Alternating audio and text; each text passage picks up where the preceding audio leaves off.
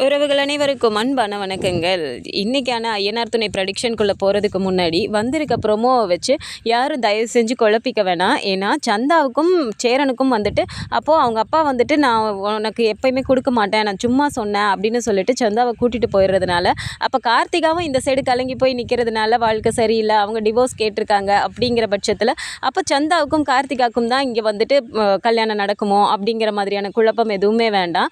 இங்கே வந்துட்டு டைரக்டர் சைட்லேருந்து ஸ்ட்ராங்கான ஒரு அப்டேட்டே கிடச்சிருக்கு. சந்தாவுக்கும் சேரனுக்குமே சீக்கிரமாக ரொம்ப பிரம்மாண்டமாக ஒரு கல்யாணமே நடக்க போகுது அப்படின்ட்டு. ஏன்னா அந்த வீட்டை பொறுத்த வரைக்கும் அந்த 4 பேருமே அந்த 4 பேருக்கும் உடைய மருமகள்கள் வந்துட்டு ஒவ்வொருத்தரும் ஒவ்வொரு விதமாக அதுக்கப்புறம் தான் கதையே நல்ல சூடு பிடிக்கும் அப்படின்னு சொல்லியிருக்காங்க. இப்போ நமக்கு தெரிஞ்ச வரைக்கும் இந்த 3 பேரில் நிலா வந்துட்டு என்ன மாதிரியான டைப்பை வீட்டில் இருக்கவங்கள எப்படி அனுசரித்து போடுவாங்க, நடேசன் என்ன தான் இந்த மாதிரியான குடிச்சிட்டு வந்து இப்படிலாம் பண்ணாலும் குடும்பத்தை விட்டு கொடுக்காம தான் அப்பா அம்மா கிட்டேயே எதிர்த்து பேசுகிற ஒரு ஆள் அப்படிங்கிறது நமக்கு தெரிஞ்சிருச்சு. 2வதா வானதி, யாரு கூடயும் ஒட்டக்கூடாது, நமக்கு தான் எல்லாம் நடக்கணும் அப்படிங்கிற மாதிரி சுயநலமாக யோசிக்கிற ஒரு கேரக்டர். அடுத்ததா சேரன் சந்தா அப்படிங்கும்போது சந்தா வந்துட்டு மொழி தெரியாத ஒரு பொண்ணு இந்த வீட்டுக்குள்ளே வந்து கலாச்சாரம் தெரியாமல் அந்த வீட்டில் எப்படி அவங்க அனுசரித்து இருக்க போகிறாங்க அப்படிங்கிறதையும் தாண்டி பல்லவனுக்கு இன்னும் அந்த ஜோடி இதாகலை அப்படிங்கிற மாதிரி தான் டைரக்டர் சைட்லேருந்து ஒரு அப்டேட் கிடச்சிருக்கு. அதனால கார்த்திகா கூட நடக்குமோ அப்படிங்கிற எந்த குழப்பமுமே வேணாம். சேரனுக்கும் சந்தாவுக்கும் தான் கல்யாணம் நடக்க போகுது. சரி வாங்க இந்த ப்ரெடிக்ஷனுக்குள்ளே போகலாம். ஸோ ஆசையாக சேர்த்து வச்ச காசில் வீட்டுக்குன்னு ஒரு பொருளை வாங்கி கொஞ்சம் கொஞ்சமாக முன்னேறலாம் அப்படின்னு சொல்லிட்டு டிவி வாங்க கிளம்பும்போது தான் நடேசனால் இப்படி ஒரு பிரச்சனை வந்து கடைசியில் டிவி வாங்க வச்சுருந்த காசையே கொடுத்துடுறாங்க. இதனால் பல்லவன் ரொம்பவுமே அப்செட்டில் இருக்கும்போது என்ன தான் சோழன் போய் சமாதானப்படுத்தினாலும் சேரன் சொன்னாலும் ஒரு மாதிரி உம்முன்னு வச்சுட்டு எழுந்து போயிடுறாரு. ஏன்னா டேபிளை முதற்கொண்டு தொடச்சி வச்சுட்டு அவ்வளோ ஒரு ஆர்வத்தோடு காத்துட்டு இருந்த பல்லவனுக்கு இது ரொம்பவுமே ஏமாற்றமாக இருக்குது. அந்த டைமில் நடேசனுக்கு இன்னும் கோவமே நடேசன் மேலே இன்னும் கோவமே வருது பல்லவனுக்கு. அப்போ ஒரு மாதிரி பல்லவன் தேமி உள்ள அழுதுட்டு இருக்கும்போது சேரனுமே போயிட்டு சமாதானப்படுத்துறாரு.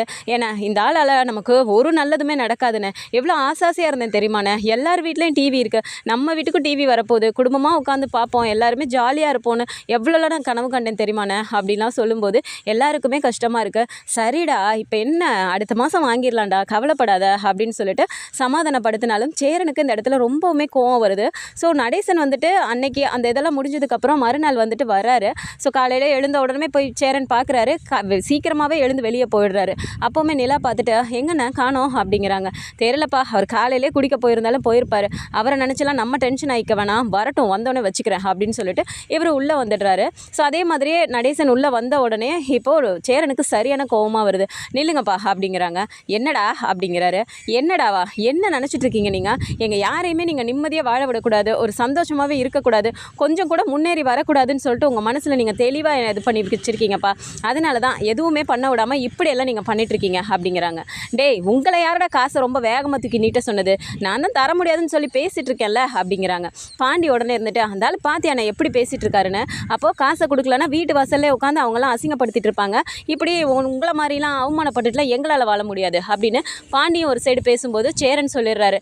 இல்லைப்பா இது சரியாக வராது, உங்களை இப்படியே விட்டுட்டு இருந்தா நீங்களும் மாற போகிறதில்ல, எங்களையும் நீங்கள் நல்லபடியாக வாழ விட போகிறதில்ல, நீங்கள் எப்போ பாரு சொல்லிட்டு இருப்பீங்களே இது ஏன் வீடுன்னு, அதனால் நீங்களே உங்கள் வீட்டில் இருங்க, நாங்கள் யாரும் இனிமேல் உங்கள் கூட இருக்க மாட்டோம், நாங்கள் எல்லோரும் வேறு வீடு பார்த்துட்டு கிளம்புறோம் அப்படின்னு சொன்ன உடனே பாண்டி இருந்துட்டு அண்ணா இருண்ணே, நம்ம எதுக்காக வெளியே போகணும், அவரோட புள்ள தானே நம்ம எல்லாரும், நமக்கும் இந்த வீட்டில் பங்கு இருக்குல்ல, எல்லா பிரச்சனைக்கும் காரணம் அவர் தான், அவர் முதல்ல வீட்டை விட்டு வெளில போட்டோம், நீங்கள் முதல்ல வீட்டை விட்டு வெளில போங்க, எங்களெல்லாம் போக முடியாது அப்படின்னு பாண்டி ஒரு சைடு பேசும்போது இங்கே அப்படியே நடேசனுக்கு ஒரு மாதிரி சங்கடமாக போகுது. முகத்தை ஒரு மாதிரி உம்முன்னு வச்சுட்டு நிற்கிறாரு. நிலாவை பார்க்குறாரு. நிலா அப்படியே ஒரு மாதிரி முறைச்சிட்டு திரும்பிக்கிறாங்க. இங்கிட்டு பல்லவனை அதுக்கு மேலே சரிடா நான் பண்ணது தப்பு தான், இனிமேல் குடிக்க மாட்டேன் அப்படிங்கிறாரு. யோ உன் வார்த்தையெல்லாம் தண்ணியில் தான் எழுதி விடணும், நீ சொல்கிறதெல்லாம் நாங்கள் கேட்டுட்டு இருக்க முடியாது அப்படின்னு சொல்லிட்டு சோழன் ஒரு சைடு திட்டினோன்னே சரிடா நீங்கள் யாரும் என்னை நம்ப வேணாம், என்னைக்கு வந்துட்டு என் மேலே நம்புறீங்களோ அன்னைக்கு நான் அந்த வீட்டுக்கு வரேன்டா, நான் இனிமேல் இந்த வீட்டுக்கே வரல அப்படின்னு சொல்லிட்டு விறுவிறுன்னு போகிறாரு. அப்போது நிலா பார்த்துட்டு அண்ணா கூப்பிடுங்கண்ணே அவரை, அவர் பாட்டுக்கு எங்கேயாவது போயிட போகிறாரு அப்படிங்கிறாங்க. நீ சும்மா இருப்பா நிலா, நீ இப்படியே சொல்லிட்டு இருக்கிறதுனால தான் அவர் ரொம்ப பண்ணிட்டு இருக்காரு, எனக்கே கோவமாக வருது, நீ இந்த வீட்டில் இருக்கும்போதே இப்படிலாம் பண்ணுறாரு, இதுக்கு முன்னாடி இப்படி தான்ப்பா பண்ணாரு, யார் எது சொன்னாலும் கேட்க மாட்டாரு, சரி நீ வந்தப்புறமாவது கொஞ்சம் மாறினாருன்னு கொஞ்சம் நினச்சிட்டு இருந்தா திரும்பவும் அவர் நீ வீட்டில் ஒரு பொண்ணு இருக்குங்கிற ஞாபகம் கூட இல்லாமல் கண்டவங்களெல்லாம் வீட்டு வாசல் வரைக்கும் வரவழைச்சி இப்படியாப்பா அப்படி பண்ணிட்டு இருப்பாங்க, எனக்கு சத்தியமாக அவ்வளோ கோவம் வருதுப்பா, வீடு போகட்டும் போயிட்டு எப்போ வரணுமோ அப்போ வரட்டும் அப்படின்னு சொல்லிட்டு சேரனுமே ஒரு மாதிரி சொல்லிடுறாரு. அப்புறம் கொஞ்சம் நேரம் கழித்து பார்த்தா இப்போது நிலாவே போகிறாங்க. கிச்சனில் சேரன் நின்றுட்டு இருக்கும்போது அண்ணா அப்படிங்கிறாங்க. சொல்லுப்பா நிலா அப்படின்னோன்னே எப்போண்ணே கிளம்புறீங்க, சந்தா கிளம்பிட்டாங்களாம்மா கேட்டிங்களா அப்படிங்கிறாங்க. பேசின பேசுனுச்சுப்பா, அவங்க கிளம்பிட்டாங்களாம், வந்துட்டு இருக்காங்களாம், நாளை காலையில் ராமேஸ்வரம் வந்துருவாங்களாம்ப்பா அப்படிங்கிறாங்க. ஓ அப்படியாண்ணே, அப்படின்னா நீங்கள் எப்போண்ணே கிளம்புறீங்க அப்படிங்கிறாங்க. நான் நைட்டு கிளம்பலான்னு பார்த்துட்ருக்கேன்ப்பா, போய் பார்த்துட்டு நான் வந்துடுறேன் அப்படின்றாங்க. சரிங்கண்ணே அப்படின்னோடனே, நீ சோழங்கிட்ட எதுவும் சொல்லலைப்பா அப்படின்றாங்க. இல்லைண்ணே, நீங்கள் தான் சொல்ல வேணான்னு சொல்லிட்டீங்களே, அதனால் நான் யார்கிட்டையுமே சொல்லலை அப்படின்னு நிலா சொல்லிட்டு இருக்கதை கரெக்டாக இங்கே பல்லவன் கேட்டுடுறாரு. அண்ணே, ராமேஸ்வரத்துக்கு போறியா, என்கிட்ட சொல்லவே இல்லை அப்படிங்கிறாங்க. அப்படியே 2 பேருக்கும் ஒரு மாதிரி ஷாக் ஆகுது. யாருக்கு தெரிய வேணான்னு நினச்சோமோ உனக்கே தெரிஞ்சிருச்சா, தயவு செஞ்சு யாருக்கிட்டையும் போய் சொல்லி உளறி வச்சிடாதடா அப்படிங்கிறாங்க. ஏன் நீ சந்தாக்காவை தானே அண்ணன் பார்க்க போகுது, அதில் இதனால என்ன சொல்ல போகிறாங்க அண்ணனுங்க 2 பேரும் அப்படிங்கிறாங்க. அப்படி இல்லைடா, எல்லாருமே சேர்ந்து நான் இப்போ போகிறேன்னு சொன்னால் அவனுங்களும் வரேன்னுவானுங்க, அங்கே போயிட்டு நான் போய் தனியாக போய் பார்த்துட்டு வந்துடுறேன்டா, கும்பலோட போனால் ஏதாவது மாட்டிக்கிறவோம்ல, யாரையாவது பார்த்துட்டாங்கன்னா பிரச்சனை ஆகிடும், அதனால் நான் மட்டும் போய் பார்த்துட்டு வந்துடுறேன் அப்படிங்கிறாங்க. அண்ணா நானும் வரேண்ணே, நான் ராமேஸ்வரத்துக்குலாம் வந்ததே இல்லைண்ணே அப்படின்னு சொல்லிட்டு இங்கே வந்துட்டு திரும்பவும் பல்லவன் கேட்கும்போது நிலா பார்க்குறாங்க. என்னடா பல்லவா இப்படி பேசிகிட்டு இருக்க அப்படிங்கிறாங்க. அண்ணி டிவியும் வாங்கி தர மாட்டேன்ட்டீங்க, ஒரு மாதிரி போர் அடிக்குது அண்ணி, அண்ணன் போகுதில்ல, நான் அண்ணன் கூடயே இல்லை, நான் பாட்டுக்கு தனியாக போய் சுற்றி பார்த்துட்டு வரேன், அண்ணன் போய் சந்தாக்காவை பார்த்துட்டு வர வரைக்கும் நான் எதுவும் டிஸ்டர்ப் பண்ண மாட்டேன், என்னண்ணே ஓகேவா அப்படிங்கிறாங்க. சேரன் அப்படியே பார்க்குறாரு. சரி பல்லவன் இவ்வளோ கஷ்டப்படுறானே அப்படின்ட்டு, சரிப்பா நான் அவனை கூட்டிகிட்டு போகிறேன் அப்படிங்கிறாங்க. அண்ணா சோழன் கேட்டால் என்ன சொல்கிறது பாண்டிக்கிட்டலாம் அப்படின்றாங்க. சரிப்பா நான் ராமேஸ்வரத்துக்கு ஒரு வேலை விஷயமா போகிறேன், அவனே அப்படியே கூப்பிட்டு போகிறேன்னு சொல்லி சமாளிச்சிக்கலாம்ப்பா அப்படிங்கிறாங்க. சரிங்கண்ணே அப்படின்னு சொல்லி பேசிட்டு வராங்க. நைட்டு வந்து கிளம்பலாம் அப்படின்னு சொல்லிட்டு 2 பேரும் ரெடி ஆகிட்டு இருக்கும்போது இப்போ பார்த்தா கரெக்டாக சோழன் வராரு. சாப்பாடு எல்லாம் எடுத்து வச்சுட்டு சாப்பிடலாமா அப்படின்றாங்க. அப்போ பார்த்துட்டு நிலா கொஞ்சம் சீக்கிரமாக சாப்பாடு கொடு, நான் ஒரு ட்ரிப் ஒன்று வந்திருக்கு நிலா, கோயில் ட்ரிப்பை நான் போயிட்டு வந்துடுறேன் அப்படிங்கிறாங்க. இப்போவா சோழன் அப்படிங்கிறாங்க. ஆமாம் நிலா, திடீர்னு தான், ரெகுலர் கஸ்டமரு, என்னால் தவிர்க்க முடியல அப்படின்றாங்க. அப்படியாடா, எந்த ஊருக்குடா போகிற அப்படின்றாங்க. ஆனால் ராமேஸ்வரத்துக்கு போகிறேண்ணே அப்படின்னோடனே இங்கே பல்லவனும் சேரணும் அப்படி மாற்றி பார்த்துட்டு, அண்ணா சூப்பர்ண்ணே, அண்ணனே ராமேஸ்வரத்துக்கு தான் போதும், நம்ம அண்ணன் கூட காரில் போயிடலாம் அப்படின்னு பல்லவன் ரொம்ப வேகமாக சொன்ன உடனே அப்படி சோழன் பார்க்குறாரு. என்னது ராமேஸ்வரம் போகிறீங்களா, என்னண்ணே சொல்லவே இல்லை அப்படிங்கிறாங்க. அது ஒன்றும் இல்லைடா, அங்கே ஒரு சின்ன வேலை இருக்குது, அதான் போயிட்டு பார்த்துட்டு வந்துடலான்னு அப்படிங்கிறாங்க. ஏன்னா ராமேஸ்வரத்தில் உனக்கு என்ன வேலை இருக்குது, என்ன எதுவுமே சொல்லாமல் நீ மட்டும் தனியாக போறியா அப்படிங்கிறாங்க. இல்லைண்ணா நானும் தான் போகிறேன் அண்ணன் கூட அப்படிங்கிறாங்க.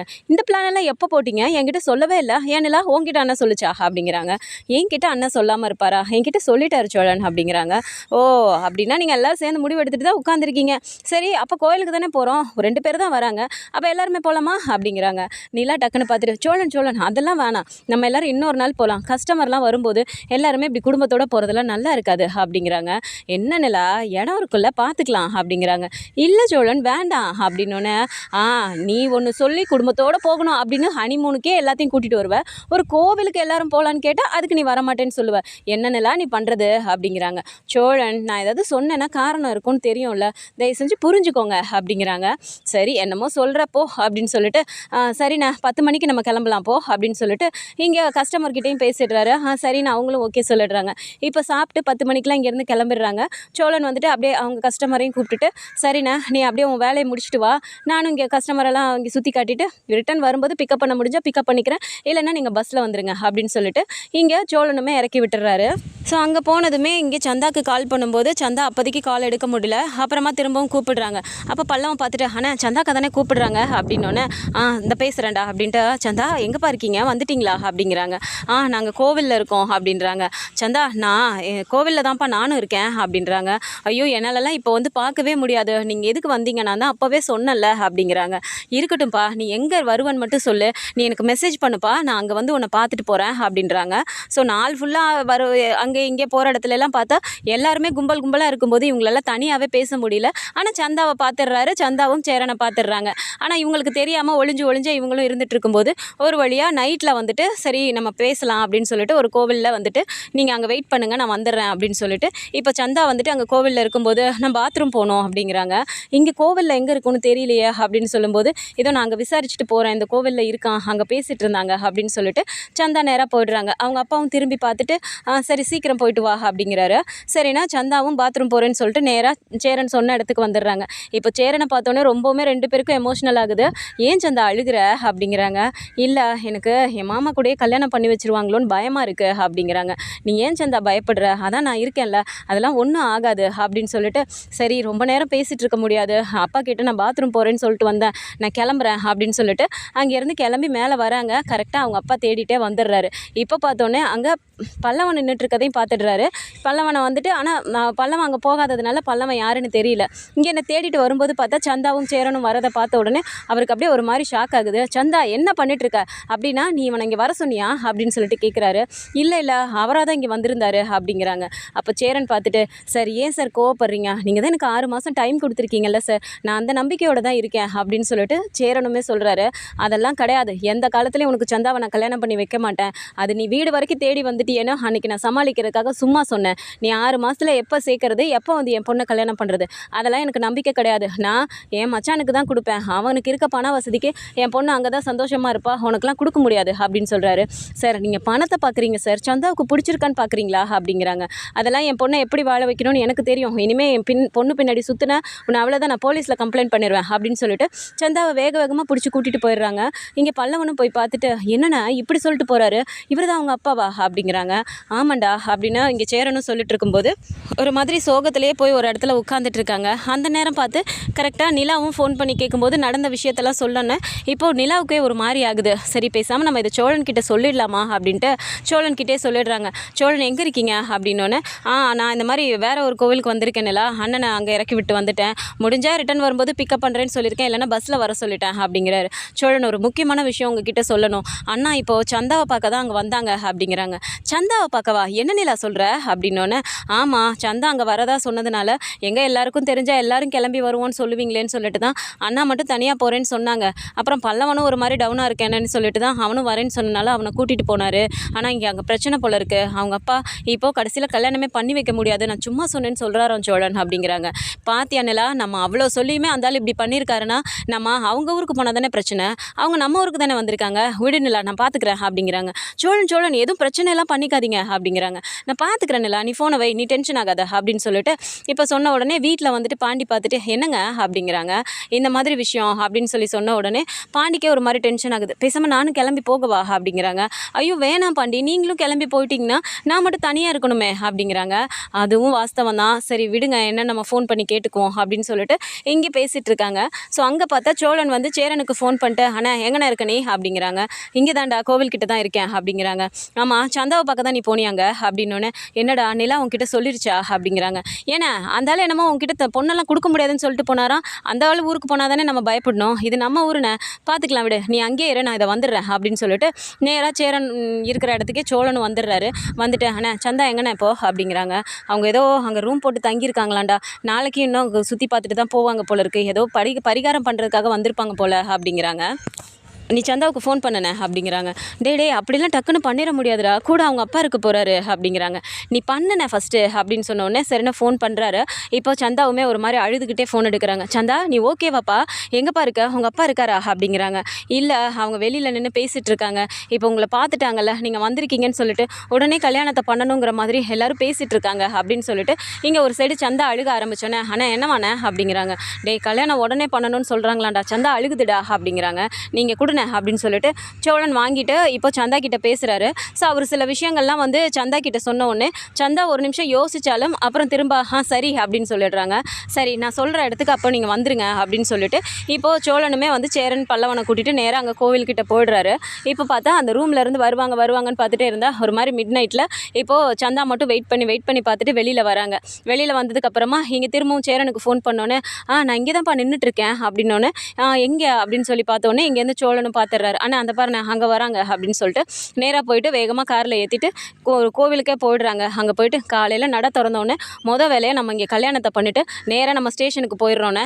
எப்படி இருந்தாலும் ஸ்டேஷனில் வந்தெல்லாம் அவங்களால எதுவுமே பண்ண முடியாது, நிலாவை அப்படி தானே நான் கல்யாணம் பண்ணேன், எனக்கு இதிலலாம் எக்ஸ்பீரியன்ஸ் இருக்குண்ணே, நீ அதெல்லாம் பயப்படாத, போலீஸை தாண்டிலாம் அவங்களால எதுவும் பண்ண முடியாது அப்படின்னு சொன்னோன்னே சந்தா அப்படி நின்றுட்டே இருக்கும்போது, சந்தா உனக்கு ஓகேவாப்பா, நீ எதுவும் பயப்படுறியா அப்படிங்கிறாங்க.